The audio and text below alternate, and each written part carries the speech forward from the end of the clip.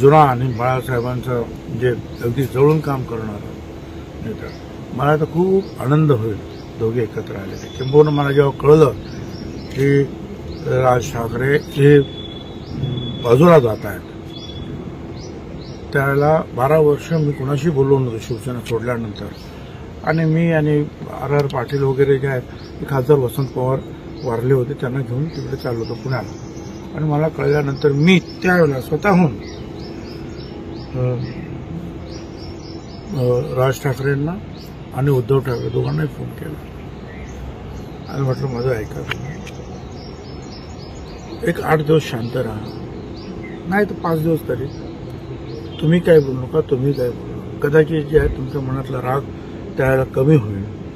रागाच्या भरामध्ये काय होतं, परत एकदा आपल्याला तुम्ही मनात विचार करा. बाकी बाहेरच्या तुम्ही सांगून होणार ना, पण शांत राहा 4 दिवस 8 दिवस हे तर मी सांगू शकतो. पण त्याप्रमाणे ते राहिले. पण दुर्दैवाने जे आहे परत व्हायचं झालं आणि ते थोडे वेगळे झाले. आज सुद्धा जर ते दोघे एकत्र झाले तर माझ्यासारखा आनंद कुणालाच होणार नाही. ठीक आहे, माझा पक्ष वेगळाच आहे. तिथे बाळासाहेब असतानाच मी त्यांना बाहेर पडलेलो आहे. पण शिवसेनेबद्दल आमचं प्रेम कमी झालेलं नाही. आणि शिवसेना जे आहे राज ठाकरे ते 2 भाऊ, मी तर काल असं म्हणालो ना की सगळीच कुटुंब एकत्र आली तर फार बरं होईल. मग आपलं राजकारण करत राहा, कुटुंब म्हणजे त्या जे आहे एकत्र येणं चांगलं राहतं. घरातल्या स्वास्थ्याच्या दृष्टीने सुद्धा, स्वतःच्या मनस्वास्थ्यासाठी सुद्धा.